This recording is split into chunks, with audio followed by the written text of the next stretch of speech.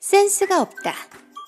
처음으로 아르바이트를 시작했을 때, 혹은 처음으로 사회생활을 시작했을 때, 우리는 종종 센스에 대해서 고민하고는 합니다. 본래 뛰어난 센스 감각을 타고난 사람들도 있지만, 대부분의 사람들은 센스에 대한 고민을 한 차례 거쳐 현재에 이르렀을 것입니다.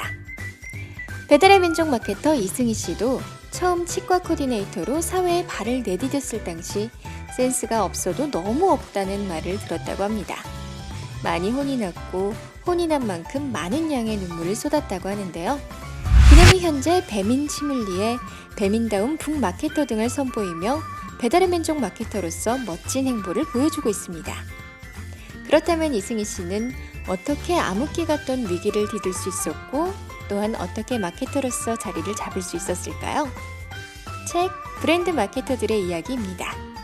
이승희 씨뿐만 아니라 스페이스 오디티의 정혜윤 마케터, 에어비앤비의 손아빈 마케터, 트레바리의 이유컨 마케터까지 네 사람의 이야기가 쓰여 있는데요. 책을 통해 관록 있는 교수 혹은 CEO들의 이야기가 아니라 마케팅 실무자들의 이야기를 담음으로써 이제 막 일을 시작한 사람들, 달라진 시대와 환경에 적응하며 일하는 사람들에게 실제로 필요한 이야기들을 살펴볼 수 있었습니다. 오늘 책갈피에서는 앞서 말씀드렸다시피 네 사람 중 한 사람 배달의 민족 이승희 마케터가 센스 있는 마케터로 자리 잡을 수 있었던 과정에 대해서 살펴보고자 합니다. 그녀는 치기공학을 전공한 뒤 치과 코디네이터로 취직을 했습니다. 그러나 실무에서 쓰이는 단어들은 학교에서 배우던 단어들과는 전혀 달랐는데요. 배우지 못했던 생소한 치과 용어들이 쏟아져 나오는 바람에 그녀는 치위생사의 말을 전혀 알아듣지 못했고 환자의 질문에조차 제대로 대답해 줄 수 없었다고 합니다. 여느 때처럼 센스가 없다며 혼났던 날, 울면서 집에 가다 들린 서점에서 이승희 씨는 센스에 관련된 한 책을 만났습니다.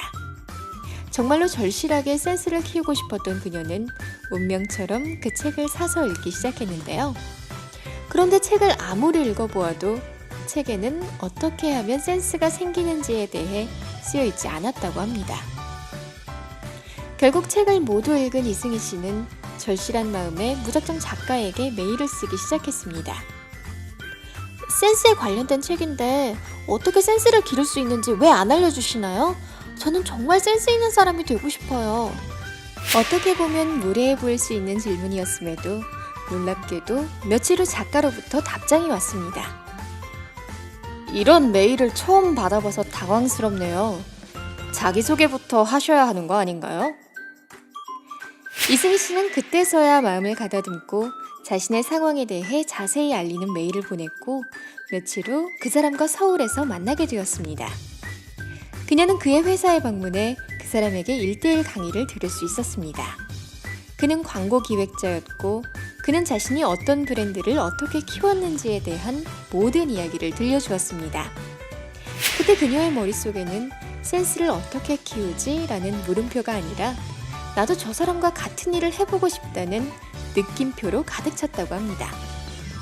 이승희 씨는 그때부터 주말마다 마케팅 관련 책을 읽거나 세미나를 들었습니다. 또한 마케팅에 대해 자신이 배운 것들을 블로그에 잘 정리하기 시작했습니다. 어느 날 특정 키워드 검색에 따라 블로그가 노출되면서 방문자 수가 확 뛰었고 사람들과 소통하며 그녀도 블로그 관리에 재미를 붙이게 되었습니다. 결국 그녀의 블로그는 어느새 하루 평균 2-3천 명이 방문하는 블로그가 되어 있었습니다.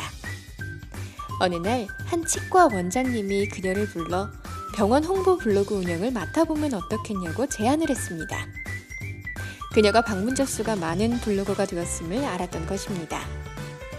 치과에 필요한 사람이 될 수 있다는 사실에 무척 기뻤던 이승희 씨는 더욱 열심히 치과 블로그를 운영했습니다.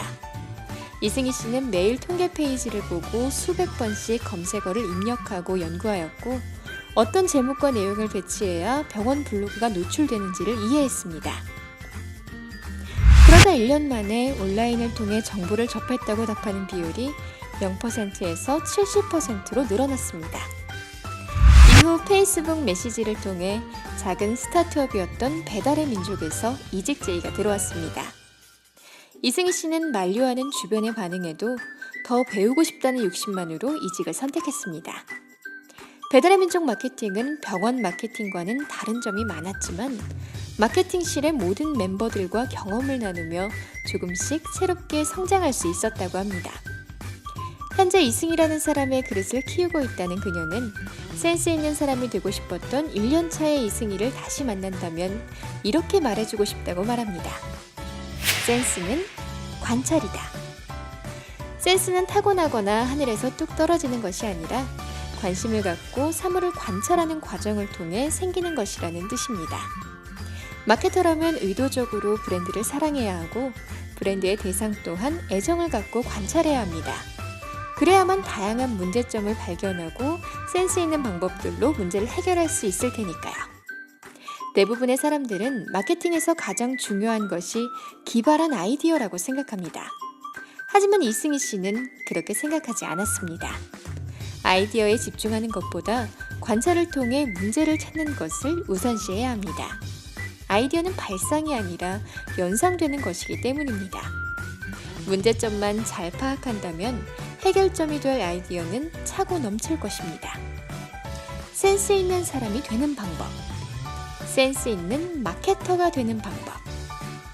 당신이 브랜드에 대한 의도적인 애정을 가지며 면밀한 관찰을 통해 브랜드의 문제점을 파악하기 위해 고민하고 있다면 그것은 당신이 과거의 이승희 마케터처럼 이미 센스 있는 마케터가 되는 미래를 향해 조금씩 나아가고 있다는 것을 의미합니다. 책갈피였습니다.